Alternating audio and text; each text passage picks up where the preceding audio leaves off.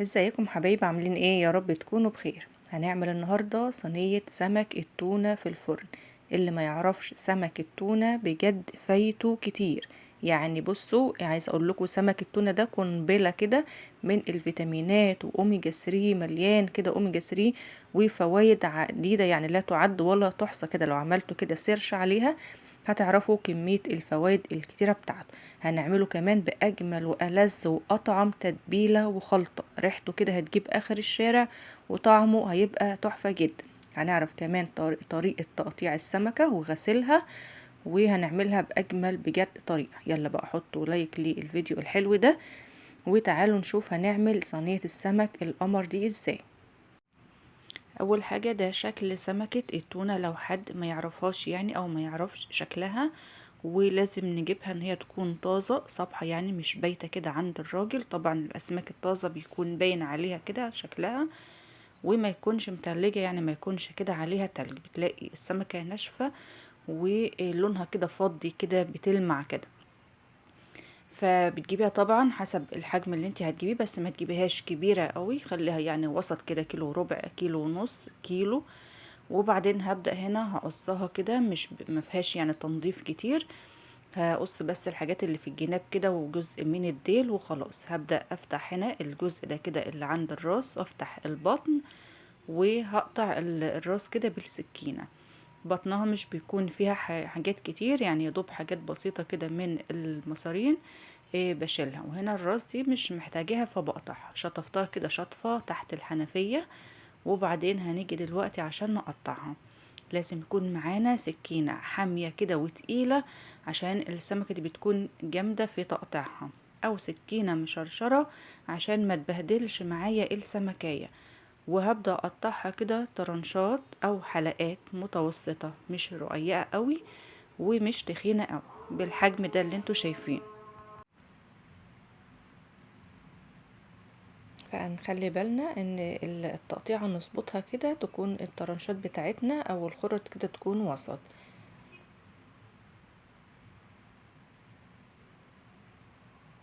بالحجم ده كده زي ما انتوا شايفين. تمام كده. هروح اديها شطفة كده سريعة بس تحت الحنفية. هنا لقيت قطعة كده كبيرة شوية، اللي هي بتبقى في اول السمكية، فروحت قسماها 2. بعد كده هعمل محلول هنا النقع اللي هيشيل منها اي زفرة او اي ريحة خالص مش مستحبة. هنا مية، معايا معلقتين من الدقيق وعصير ليمونة، وده محلول نقع لجميع انواع الاسماك. ما تحطوش خل وما تحطوش ملح. الخل بيهري السمك وبيثبت ريحة الزفارة، والملح بيطري لحم السمك. فهننقعه بس في دقيق وليمون، وهحط فيها السمكة لمدة 10 دقايق بس، مش اكتر من كده. مع العلم ان احنا سمك البحر يا جماعة ما بيكونش فيه اي زفارة خالص، لكن بس احنا يعني زيادة تأكيد وزيادة تنظيف بعد ما قطعنا السمكة. فهنا المية دي او المحلول ده بيمتص منها اي دم زيادة او اي ريحة، يعني من ريحة السمك اللي هي تكون زفرة. لكن هو سمك البحر بيكون نظيف. فانا هسيبها في المية دي بس 10 دقايق مش اكتر، وهشطفها واحطها في مصفى زي ما انتوا شايفين كده. شطفتها من المية اللي فيها شطفة كده تحت الحنفية، وحطيتها في مصفى تتصفى. بعد كده بكون مجهزة التمليحة او الدقة بتاعة السمك العادية، اللي هي عبارة عن توم مفروم وملح وكمون وشطة حمراء.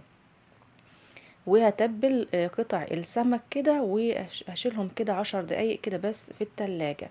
هنا دي القطعة اللي هي عند الديل كده اللي مقفولة، فتحتها كده بالسكينة بالنص عشان خاطر يعني تستوي وتتملح معايا كويس. غطيت عليه ودخلته كده التلاجة 10 دقايق على ما جاهز الخضار اللي هيكون معايا في صينية السمك بتاعتنا. عايزة اقول لكم كده مبدئيا زودوا في الخضار ده كده على قد ما تقدروا، لانه بجد بيبقى تحفة جدا، هيتاكل كمان قبل السمك. معايا فلفل رومي، فلفل الوان لو موجود، طماطم 3 4 وحدات كده من الطماطم، بصلاية كبيرة او 2 وسط. ومعايا حزمة بقدونس، لو مش موجود البقدونس هنحط كزبرة خضراء. وهقطع هنا الخضار ده كده كله على بعضه. يبقى معايا هنا طماطم، فلفل رومي، فلفل الوان، وقرن كمان فلفل حامي سبايسي كده عشان تكون مشطشطة كده معانا ومتظبطة، وبصل وبقدونس. هنملح بقى، هنرش هنا ملح على حسب الكمية طبعا، وكمون، رشة كمون ورشة كزبرة ناشفة. وهنا كان فاضل نص معلقة كده من تمليحة الثوم بتاعة السمك، انا كنت سايباها عشان احطها في الخلطة يعني. ومعايا عصير ليمونة، انتوا عارفين السمك وخلطة السمك بتحب الليمون والكمون. هعصر هنا ليمونة على الخلطة دي، ومعلقتين من الزيت. وهنا الأكلة دي صحية كمان للناس اللي بتسأل على أكل صحي، الأكلة دي صحية يعني كلها كده مفيهاش معلقتين 3 من الزيت. وهنا مزودين كمان في الخضار. همسك بقى الخضار ده كله افركه كده في قلب بعضه، عايزاه كله يختلط بالتوابل اللي احنا حاطينها والثوم والليمون. شايفين اصلا شكل الخضار والالوان، يعني الطبق ده كده كمية فيتامينات رهيبة كده لوحدها، مش قادره اقول لكم على ريحته وانا بخلطه كده كمان، يعني عاوز يتاكل كده سلطه كده. هجيب بقى الصينيه اللي هسوي فيها السمك وهحط فيها الخضار ده كده من تحت السمك، او فرشه كده للسمك يعني. بوزعه كده في الصينيه وبعدين هرص عليه قطع السمك. في الوقت ده انا مولعه الفرن بتاعي يسخن عشان ادخل بقى الصينيه في الفرن على طول.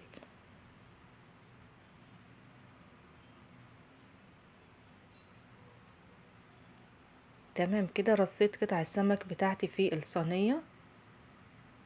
هحط بقى على الوش شوية الخلطة اللي كنت انا سايباهم على وش السمك كده، وزعيهم كده كويس، عايزين شكل الصينية بتاعنا يكون حلو يفتح النفس كده. بعدين بعصر كده على الوش عصير نص ليمونة.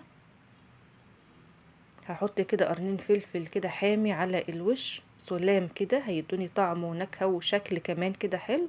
معلقة زيت على الوش تلميعة بس، معلقة، يبقى الصينية بتاعتنا اخدت 3 معالق بس كده من الزيت، ومليانة خضار، يعني أكلة صحية وأكلة مشبعة بجد حلوة جدا.